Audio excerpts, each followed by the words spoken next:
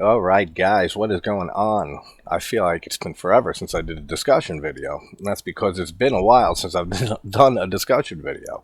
For newer subscribers, usually this happens every month. I'll have like a week period, either together or separated throughout the month, that is just get off of social media for a few days' time. So that's like a week out of a month thing, usually. So also, I'll say here, I'll leave a community post also, but because I thought of the whole music contest idea like 2 weeks into the month and then getting sick this last week, I'm going to push it to September. So I'm going to have those 3 videos out throughout August, and then whoever wins gets to pick September instead of August. That way I don't want to rush them out and have them not be as good as they can be or as fun as they can be. So why not? We'll push it to next month, and whoever wins the 3 times picks the theme for September, which usually would be slasher September. So you guys pick whatever you want, whoever wins.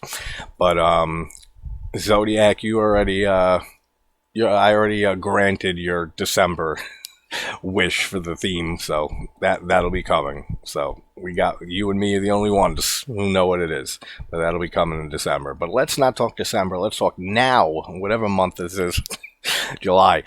And for some reason, I rewatched this the other night for the first time since it came out, and I'm not really a big Wrong Turn fan to begin with. Maybe the first 2 films. I've seen all of them, but like the rest of them are not good. After the second one with Henry Rollins, I can't even remember any of them after that. But even those 2 movies, they're not like excellent movies or anything. They're fun to watch now and then. So when this came out 2 years ago, I had, like most movies, I go into completely blind, so I had no idea if this had to do with the original movie or any of the, like, ties into the series in any way. It does not. Now, I don't know if that probably did take down my enjoyment of it. Just expecting a wrong turn. Kind of like what they did with fucking Black Christmas in 2019. That has nothing to do with anything with Black Christmas, but that's just a terrible movie. On this rewatch, I had a totally different experience in that. I actually really enjoyed this. And it's movies like this that I love doing this for, is for going back and watching a movie that I never cared for or that I saw when it came out and I didn't like it. Then I finally go back and rewatch it, and it goes up like a decent amount for me. And this is one of those movies, and those rare times that it does. So this has nothing, if you guys have seen it, has nothing to do with the rest of the series. This is like a reboot, but like a whole conceptual like reboot. Like, this has nothing to do with, like I said, the deformed cannibals. This has to do with a foundation, basically like a cult. These people are that live on this mountain in, I believe it's West Virginia or Tennessee, somewhere like Appalachia, and they have a whole self-sustaining environment up there, like self-sustaining community, and they all work, they all help each other, which coincidentally is one of the main characters.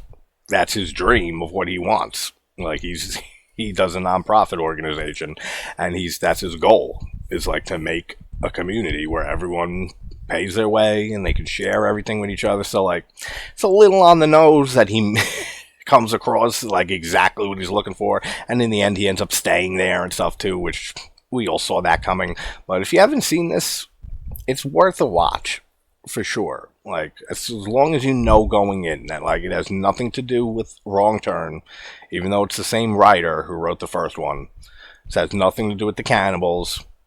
This is a completely different story. Think of it as like, if this is an anthology of wrong turns, the common thread is they make a wrong turn and then some disaster happens. For 6 movies, it was cannibals. Now it's the foundation. This is pretty enjoyable, though. Like I said, I was very surprised rewatching it. So let's talk spoilers. Let's talk Wrong Turn from 2021. No cannibals here again. But yeah, the biggest thing that I enjoyed on this, I rewatched it like 2 nights ago. So now I'm just browsing through it like for points to talk about. But when it's not in your mind, Like when you already seen it once, and whatever feelings you had towards it being completely different and have nothing to do with the original series, if you rewatch it, like I always kind of do, like from a fresh perspective and open mind and all that, you might have a better chance with this movie. Just throwing it out there. If you didn't like it the first time you watched it, give it another chance. It's on Prime. But what I really liked about it this time was, now that I knew, like, I vaguely remembered what happened here. Like, it's been, 2 years since this came out, and it wasn't like a memorable movie for me. But in the original series with the cannibals, these people make wrong turns, get lost in the woods, and these cannibals come after them. It's not their fault at all. I like here in this movie how they kind of make it and twist it a bit so that it is almost like it's these people's faults for what happens to them. Now, in order for that to work completely, we have to take everything that the Foundation says at face value and that they're telling the truth. And I'll get into all that with that scene that, like, pretty much condemns them to, like, darkness. And these people are barbaric, man, and the girl even says it. But the fact that they possibly thought that they were doing the right thing and thought that these people killed the guy's girlfriend, the guy who looks just like he looks and talks like Casey Affleck, like a discount Casey Affleck. So that's what I'm just going to refer to him as. But his girlfriend, when she goes missing when they're on the mountain later, and then he gets pulled into this trap. Like, there's traps all over this mountain, which they say could be for hunting. Like, makes sense. I mean, they have to hunt. They need to eat. They have this whole self-sustaining community. So all the traps make sense. Not all of them, because some of them are, like, obviously for human beings. Like, not for an animal at all. But, like, he gets pulled into that hole. And then, I don't know why I'm saying this now instead of at the scene, but whatever. I want to get it out of the way. And then they start recounting what happened. And they're the two guards, and one of them got bashed over the head a whole bunch of times from discount Casey Affleck because he thought that his girlfriend was killed by these guys. And who could blame these people? They're dressed up with, like, fucking sheep's bone, like, masks on. Like, they look like ritualistic killers or cult members. And they're carrying him, like, on the stick, like they're about to put him over a fire and roast him. Like, you can't blame him for what he did. Like, this guy, these people absolutely look like murderers. Or like something's not right with them. But then to be in that situation and be in a court in front of them, and this is not a court. Like, this is just their fake court and their little pretend life that they have here on the mountain. But then to be found guilty after hearing one of the guys come up and say that, we were just going hunting. We were checking the hunting traps. We found the stranger. We were carrying him down the mountain so he would be found. And these people attack us, and then they killed my brother. And then as they're saying it like that, they're showing, like, clips, like flashbacks of the main girl, Jen, looking back and, like, thinking about it and seeing it that way. That's got to be scary, because then you're sitting there and you're like, holy shit, like, they're right. Like, they didn't do anything to us, really. Like, directly. Like, they didn't kill the girl. They didn't kill anybody. Like, and Casey Affleck just destroyed this guy's brain. That's got to be such a terrifying situation to be in. At the mercy of the court here. That's not really even a court, like I said. So, like, that's terrifying in its own right. And that whole concept is kind of what drew me in a lot more on this rewatch than the first time. Again, maybe it was because I was expecting it to tie in somehow and it didn't. And now on this rewatch that I knew it didn't, and I just looked at it for what it was. But that's where my mind was going for a lot of this. It was like, it's pretty interesting how in the original series, they do nothing wrong, any of the protagonists. Like, you're just happen to be in the wrong place, wrong time, wrong turn. And then in this, they do make a wrong turn, they do get lost, but they're lost on a mountain. And then something happens that possibly when looked at, if they're telling the truth, which is the whole thing we'll get into with the Foundation. that they possibly were the ones who brought this upon themselves. I mean, do they deserve this? Like, even if they did kill this guy? No, they deserve to go to an actual court and all of that. But great idea, I think, by flipping it around like this. Edith, I think her name is. Isn't she in one of the underworlds? Besides that, I don't recognize any of these people. But they all do a good job. And, like, the dynamic between Darius and Jen, they have a good little relationship there. The other couple, discount Casey Affleck and the girl, she has a few funny scenes. When she's leaning out the window after they have the blown tire and she's fixing the tire, Jen, the other girl, pokes her head out and she says that, like, my dad taught me how to put in a tampon, and they all look at her like weird, and she's like, well, a single parent. She's like, his eyes were closed the whole time, was not a good experience. She had some funny lines through this, like a few of them do. Like, there's some charm here in this movie. Adam, that's the discount Casey Affleck, and I love the scene when, and I know I've seen this guy before, the guy who's like the stereotypical backwoods hick that comes up and starts like kind of being weird towards them, and then like she I love her character, Jen, in this movie. She's written very intelligently, and she's a very strong character. And you see it right from this scene in the bar here, because the guy comes up and then he starts saying, like, I'm sure, like, oh, you hipsters, what's wrong with the world? And I'm sure none of you have ever worked a real job in your lives. And then he goes to turn around. She said, you're wrong. And he turns back around. He's like, what you say? Like, I know I've seen this guy. He looks like every gas station attendant in a slasher film / horror movie when they get warned, you're doomed, you're all doomed. This is like the stereotypical gas station dude, but like in the backwoods here. And she just goes off on him and says, like, no, like Gary and Luis, the gay couple here, they own New York bistros, and Adam is an app developer, and her boyfriend Darius owns a nonprofit self-sustaining whatever the hell he does. And then she makes a funny line too, and she says, I have 2 masters, which means I make coffee for a living. Great line. Like, all that's a great scene right there.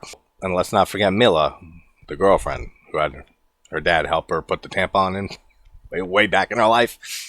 She's an oncologist. So they're all successful people here. And definitely this guy gets his words shoved right down his throat by Jen here. Now, one issue I have with this is the father. I forget who plays him. I don't like him. I think he's too much of a pussy. Like, that's the only word I can think of. Like, this is your daughter that's missing for 6 weeks.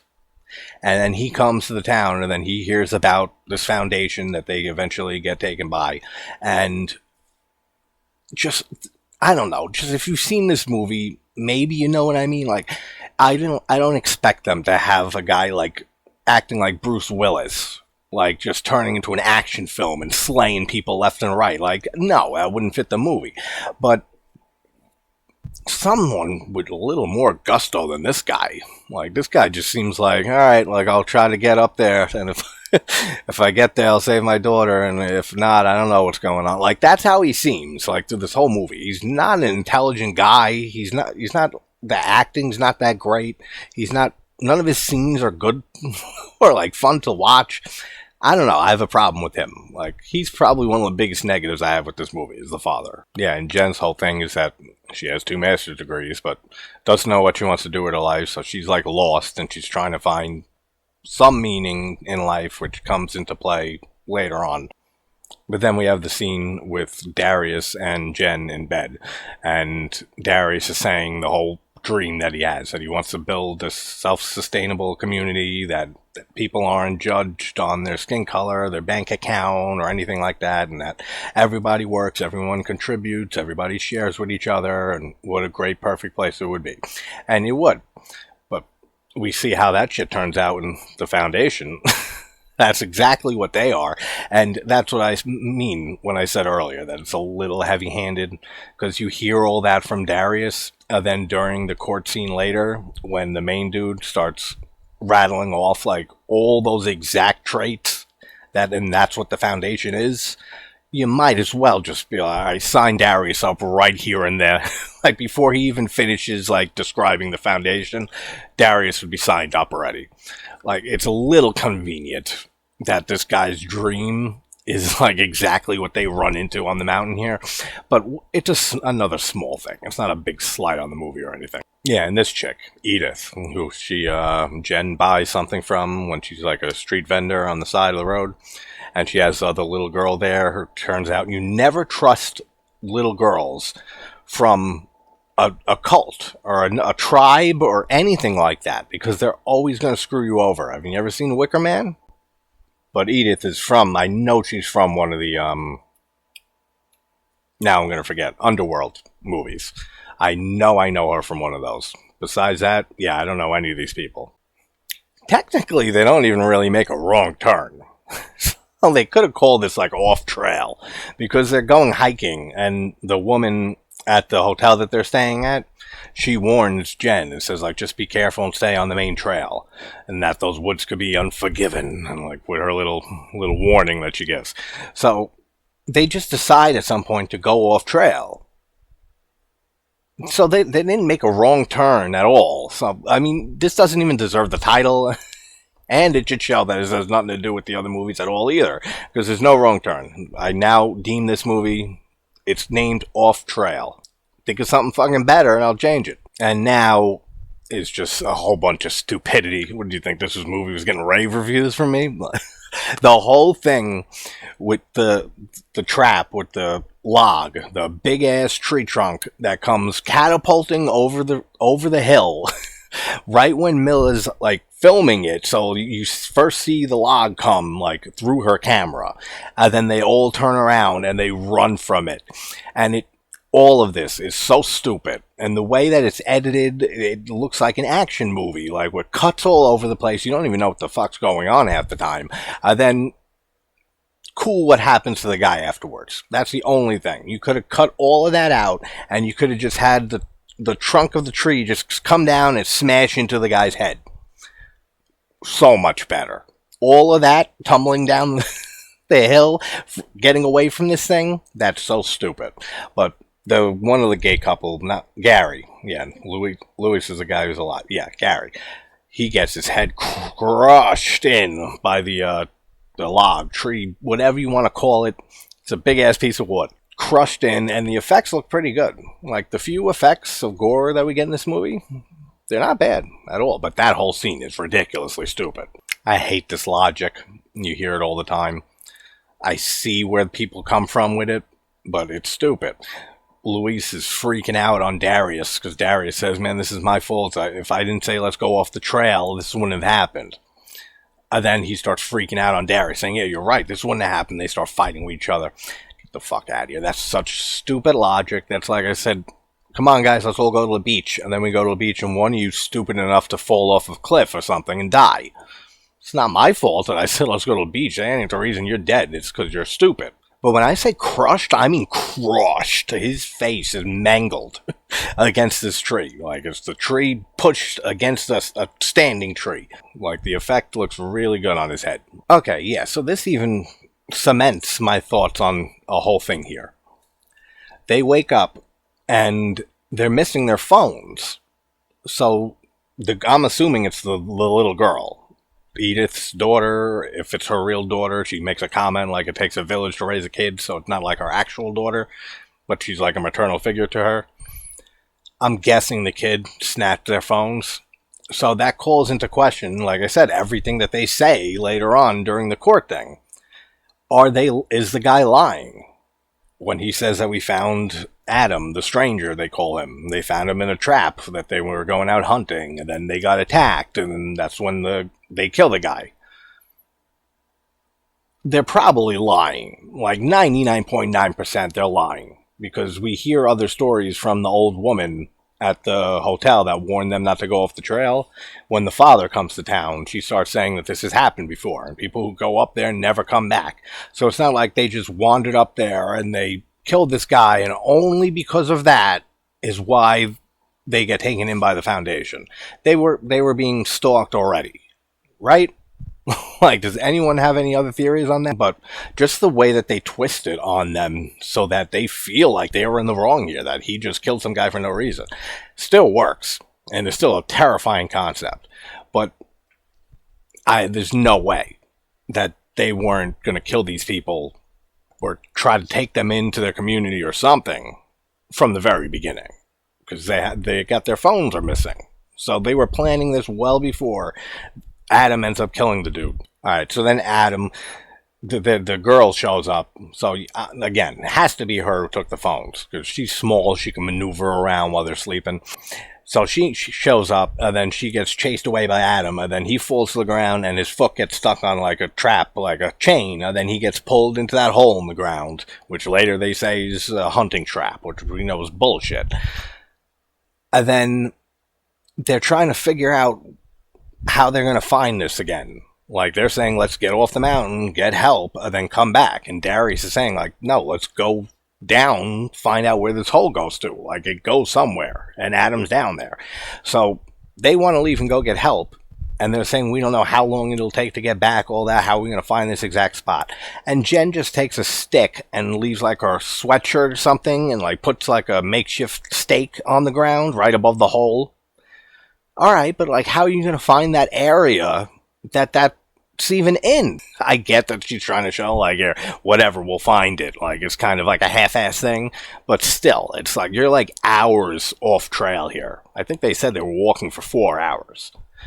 How is that little stick in the hole going to help you find the hole when you got 4 hours in between that you don't know which way you're going? Like, none of that makes any sense at all. I really like this, how it goes back and forth on making you wonder what the Foundation would have done here. Because now this contradicts everything of that they could be lying. Because the body movements from them, when they have the masks on, that, yeah, they look like fucking cultists. They look like murderers. And they don't know where Milla is. She's missing. And then we find out that she just went to piss and she saw these guys and she, hid in the bushes. They don't know any of that. So they come out and attack the two guys when they're holding Adam up. And they're trying to communicate with them. They speak a different language. I don't know what language it is, but they're speaking some other language for some reason. Did it originate in this Foundation? Who knows? But they're trying to communicate, and they're pointing like down the mountain, kind of. And they also go like this at some point. So are they really trying to bring him down the mountain? Or is their story bullshit? Like, I love how it goes back and forth on that. And I don't really have a definitive answer yet. They definitely could be lying, and why take the phones? But at the same time, these two people look like they're not trying to cause anything, and they're trying to communicate like, whoa, like, we're trying to go down the mountain. Like, that's how they're, like, trying to communicate. So, I don't know. It's interesting. What do you guys think? Then Adam gets up and beats the shit out of one of their heads. Smashes his head in repeatedly, and again, it looks great, the after effect. And then he's screaming, like, while he's like, you killed her, you killed Milla, his girlfriend. And then she shows up. She's like, hey guys, like, she doesn't say like that, but she shows up, and then she's like, what just happened? Did you just kill that guy for no reason? And said that she was hiding from them and everything. She couldn't answer. And then they start freaking out, because they're like, what are we going to do now? And like, they're saying, yeah, you just killed somebody. And then he's defending himself, saying they were going to kill me. Like, they're dragging me around like an animal.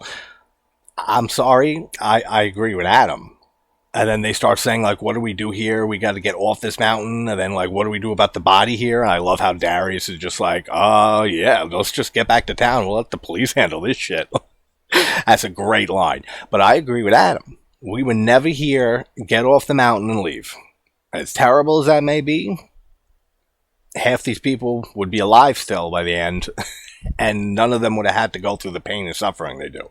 So, as terrible as it may be, leaving some guy you just killed for apparently no reason, they could have avoided all this. So, I'm with Adam here. And are you kidding me? Yo, this is the third or fourth trap that they've triggered in some way, and they're not walking with their eyes everywhere, especially on the ground, like looking in front of them. They should have one person on wire duty while they're walking, looking, scouting the ground. They should have another person looking all around them, 360 degrees. Like, I would be so freaked out and paranoid in this situation. Come on, like, you've seen 3 or 4 traps get triggered. One killed one of their friends with the whole tree and smash head thing.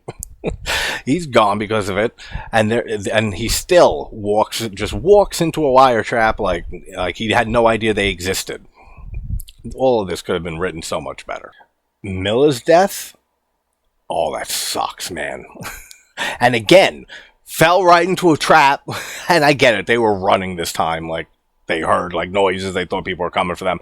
So fine, she was freaking out, but she falls into this hole, man, and there's spikes like wooden stakes sticking up from the ground, and she gets impaled like in 3 different places, like through her chest. And I feel so bad for this chick, because then like this is like the 3rd time in the movie they mention it, like that he promises never to leave her behind, and he did before, like during that tree thing, like he had to dive out of the way and shit. He didn't leave her behind, but she was freaking out and said, like, promise me you'll never leave me. So that's a whole thing in play here. And then he's just looking down at her, and she's just, like, reaching up for help. And there's people coming after them, and he has to leave, and he knows she's dead anyway. But still, I mean, it's heartbreaking. She's like, you promised me you'd never leave, you fucker. Then the Ewok comes. They're all dressed like Ewoks, these Foundation people. And he comes, and he just takes a bow and arrow and shoots her right in the head. Great death scene. Like, it really sucks, because I like Miller's character. So the rest of them get kidnapped by the Foundation. Jen, Darius, Luis, and Adam. And you see Jen, like, stripped down for the most part in a hole. Then Edith comes, the underworld chick. And she starts saying, you want water? You want something to drink? Then shut your mouth. And she keeps talking. She's like, well, you don't listen. She slams it shut on her. So apparently she's not getting food or water anytime soon. Then it's daytime, and they open it, and she gets food and water. Like, pretty soon after what I just said. They bring her upstairs, and then they all congregate into their courthouse.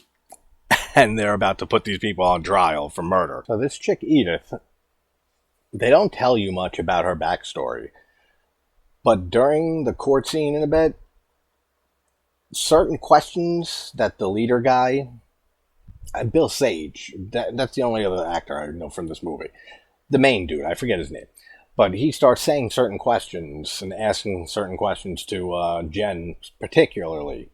And Edith is tearing up a bit and like wiping tears away. So I always wonder now if she was taken in here or kidnapped and became part of this community against her will, just like Jen and Darius become. Like, it doesn't seem like she's been here since the beginning, or that she wanted to be here. And she's one of the few women that I see here. So did she mother, like, half the whole community? Like, I don't know how any of this works, because they've been here since the, like, 1850s or something like that. Like, before the war. And they wanted to get away from society because they saw that the states were going to crumble, is what they thought, and they'd be a new foundation to restart and populate the planet again. And some Manson type shit like that is exactly what they were thinking. And of course it didn't happen. So they just live and keep to themselves up here. But yeah, I get the feeling that she was forced into this place. That she was maybe she was with friends too, and was backpacking around the Appalachian Trail and came upon this place, and she was forced into this whole situation. And that's why she's getting emotional during that whole scene. That's the only reason for me that makes sense, that she starts crying and stuff. Like, she's not like sobbing or anything, but like you could see her visibly like wiping tears away. But then she's a complete bitch in other scenes, so I don't know, but her character's interesting, for sure. Alright, welcome to JT's Court. Let's break this case down, like, bit by bit, from what these people are saying happened, the Foundation. So there's this one guy, the creepy, like, side leader, or whatever you want to call him, and he says that he saw them, the group of kids here, in town and on the mountain, and he said that Adam points at him and says, threw a bottle at him. Yeah, he did. He was standing by their car or some shit, like, looking creepy as hell, just staring at them. He looks like a creep. He deserved that bottle. So, the Foundation, you lose this one. And he says that he said vile things about them, and that he hates them. Alright, so he has said vile things about the backwoods people and everything, the rednecks and all that. We'll give him that. He hates them?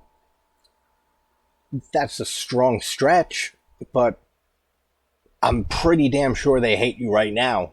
Like locked up in this like makeshift faux court and they're on trial for murder. I'm pretty damn sure they hate you now. So we'll give this point to the group of kids. So now Samuel is the name of the guy that Adam beat his head in of the foundation and that they're on trial for killing.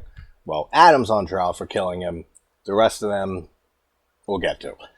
So his brother, the other guy that was there, carrying Adam like a friggin' pig on a stake, like they were about to eat him, starts giving his side of the story, and he starts speaking again in some foreign language. I don't know why they're speaking a foreign language, just to make it creepier. Like if they're from America here and they just moved to the mountain, I don't know. Let's not even worry about it. But he starts saying that they were checking the game traps and stuff. They were going out hunting, and they found this guy, the stranger Adam, in the trap, and that they started taking him down the mountain. They were going to leave him where he could be found, and these other people, the rest of them, attacked them, and he ended up killing my brother. He killed my brother Samuel.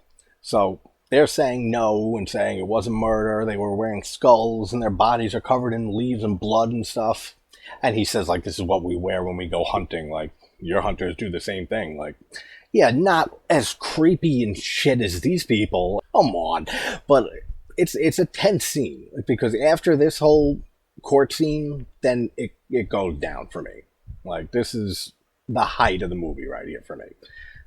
Then when the father starts working his way up the mountain trying to get to her, then it considerably slows down for sure. But it's a great scene, man. And yeah, she starts tearing up and stuff like when Jen's being asked certain questions. So I'm guessing that she was suckered into this too and never wanted to be here originally because the main guy refers to Edith as his daughter, but we know it's not really his daughter.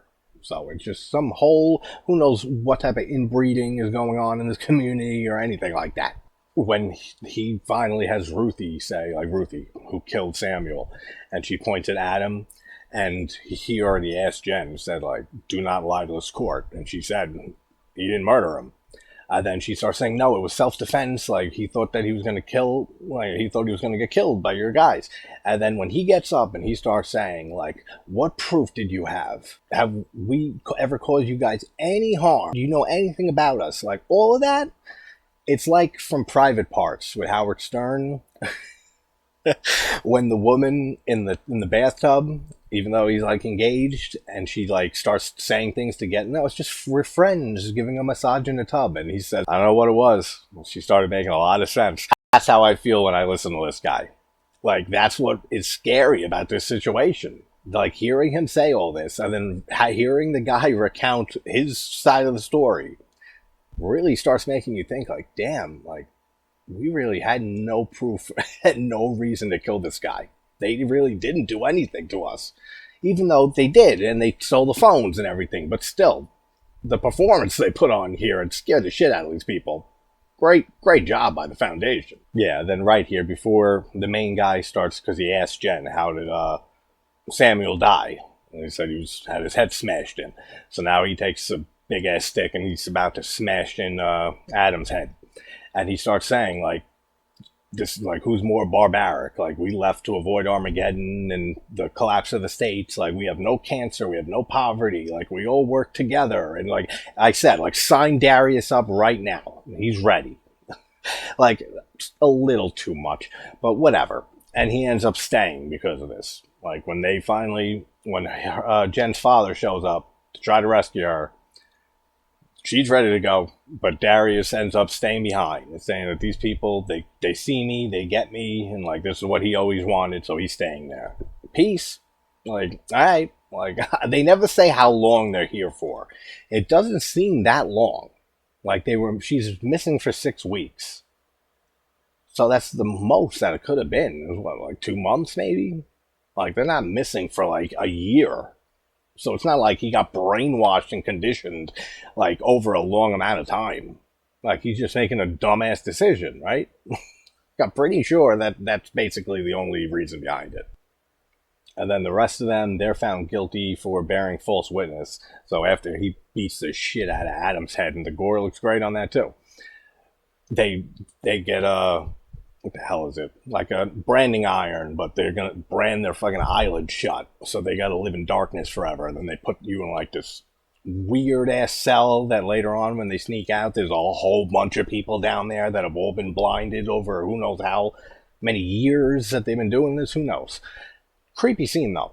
But that happens to Lewis, then they start bartering for their lives, and she starts saying like, "You're wasting resources. Like, you can use us." And then they start saying like, "What do we need you for?" And she starts saying that Darius works for a nonprofit and he's all about sustainable energy, and that you can use him. Like, he can help you guys like, maintain your whole little place here. And then she says that she has no mental illness or no illness in her family. She's healthy. She's young. She who needs a wife? I mean, hey, versus the alternative of being blinded and being locked away forever. Hell yeah. Like, that would be my line too. Who needs a wife here? Anyone? Like, you guys Mormon? Can you have multiple? Like, I marry a few of you guys? Like, anything to stay alive, just to possibly find another way out down the line. So, good choice by her. And they don't really play on how much this affects Darius or anything.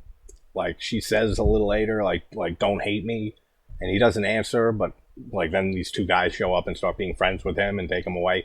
So they never really explore, which could have been cool.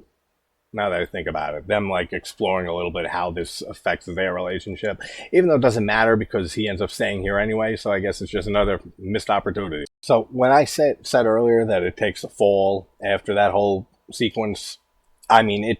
The second half of the movie, basically. This is an hour and 15 minutes, this movie, so around a little after the hour mark, that's when this starts dropping for me. Still entertaining, just nowhere near as good as the whole build-up and the whole court scene and all of that. I mean, the whole court scene is the best in the movie, but the whole first half of this movie is a lot better than the second half, and mostly because the second half we have the father running most of this. And like I said, I do not care for him. But he ends up showing up in town and talks to the old woman who tells him all about the foundation. And then he goes to meet up with this other guy who has a friend who's going to come with him. So three of them are going to go up there. And one guy's pissed at the foundation because he got hit in the head with an arrow when he was trying to go up on the mountain once. So he has no problem, evening the odds. So the two of them join the dad and go up on this mountain. And immediately, the first trap, they disarm a trap, and then this guy falls down a hole. The other guy is trying to get him out, and then a spike, the board with spikes in it, just falls and just impales the two of them. And he gets away, the father, right at the last second. So these people had no reason to be here. What a waste of characters. What a waste of paying actors. And after how dangerous they say this mountain is, and that they tell Jen and Darius when they get taken in, and say, if you try to leave, the land will kill you. If the land doesn't kill you, our people will, and the traps will. If not, the animals will. And the father, after the two guys that come with him stupidly die so early on, he makes his way up fine and there's no incidents, no issues. He just gets right up to their front gate. And then they all come out, including Jen, and sees her father laying there. And he says, like, what do you do with my daughter? And the main guy says, this is not your daughter, this is my wife. And then immediately just declare him guilty of trespassing. And he's sentenced to darkness. So this is their time. They got to get out of there. And this is when they go and they escape. And Ruthie tries helping them, the little girl, and shows them the way through the valley of the blind. All these people condemned to darkness, and they end up getting off the mountain. And then a little bit later on, I forget how long flashes by, probably like 8 months, something like that, because she's pregnant from the main guy here. And he shows up to her house. She comes in, and it would have been real badass if this is how it ended, but it turns out being a dream sequence. But like, her family's there, and the main cult dude from the foundation, and he's saying that, you have to come back with me, that you're carrying my child. And then he ends up killing her whole family, like their brothers and stuff, before she leaps over and kills him. But then turns out just being a fantasy. Then she ends up leaving and saying, like, you have to give me your word that you'll never come back here, you'll never hurt my family again. Then they take off together to go back to the Foundation, and all is well until you see the car crash, like very slightly, and she's murdered everybody. And then she comes out of it's like a little, not an RV, but kind of whatever it is.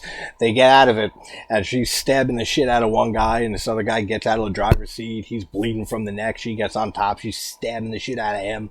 And then Ruthie comes out, and they just hold hands and walk away. So I don't know how she is going to explain any of this to the cops. I mean, like she just brutally murdered two people in broad daylight on the middle of a side street somewhere. So I don't know what's going to happen to her, but I don't know how she's going to explain the whole Foundation thing, especially that she just killed the leader. Fun movie, even if it's not great.